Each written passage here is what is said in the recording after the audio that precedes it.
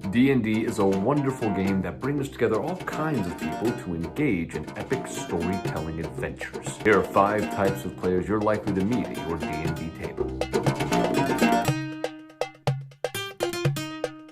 The first type of player is the actor. The actor is all about role-playing. They're the type to speak in an accent and possibly even dress as their character. Actor players are easy to keep engaged in the story as long as you provide roleplay opportunities and maybe tie in their backstory every now and then.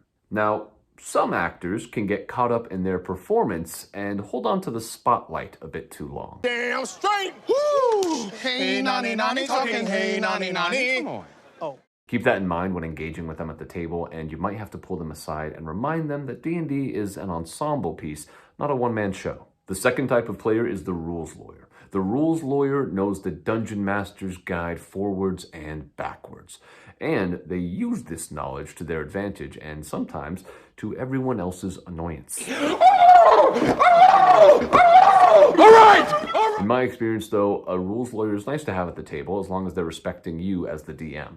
Fire! If an issue with the rule arises mid-game, just clarify that you'll make a quick call on it and perhaps you can discuss it after the fact. The third type of player is the max power player, also referred to as the min-maxer. These players read every article they can find to make their character the most powerful they can possibly be.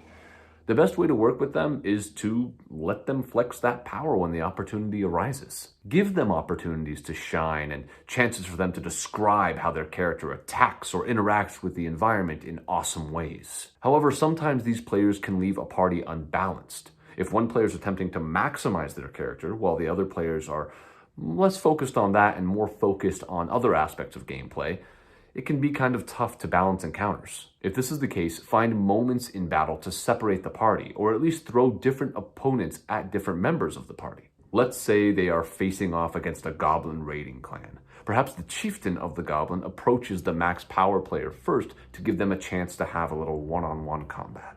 The fourth type of player is the Dory. Bless their heart. The Dory is usually someone who is quite interested in playing D&D, but has trouble remembering exactly how to play.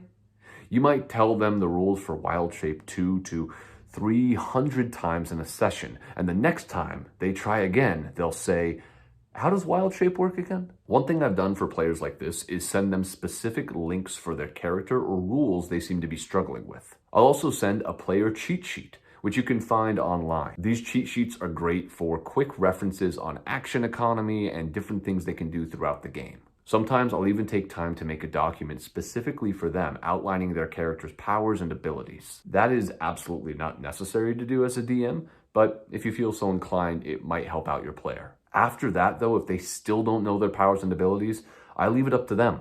If they have a question about what to do in combat that they still don't understand despite me giving them all that help, then I just skip them. It's their character, so it's their responsibility to know what to do with that character. I'll skip their turn in combat saying, "Your character hesitates, not knowing which course of action to take this round." After doing that once or twice, they usually don't forget. The last type of player I want to talk about today is the zombie. These players are rare, but they do pop up from time to time. These players are often on their phone or laptop, and they aren't paying too much attention to the game at hand. They'll often need you to redescribe the battlefield, explain powers to them, and walk them through who every NPC is, even though you just did that. These types of players can be tough to deal with as a DM. However, a common rule that you can use is just requesting that everyone leave their phones or laptops to the side while the game is happening.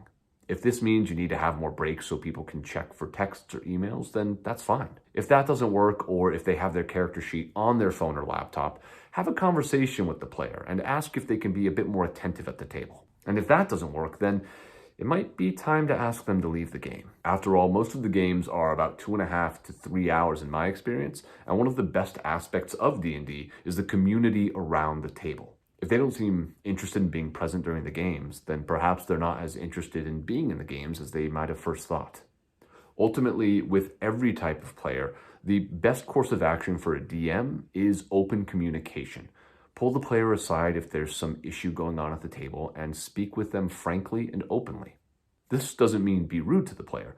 It just means try to approach this situation as an opportunity for the game to be enhanced for everyone. And that's it. Those are 5 types of D&D players you'll meet at your table. There are definitely others that I did not cover here, so let us know if you'd like to hear about more types of players and if you have any suggestions of types of players down in the comments.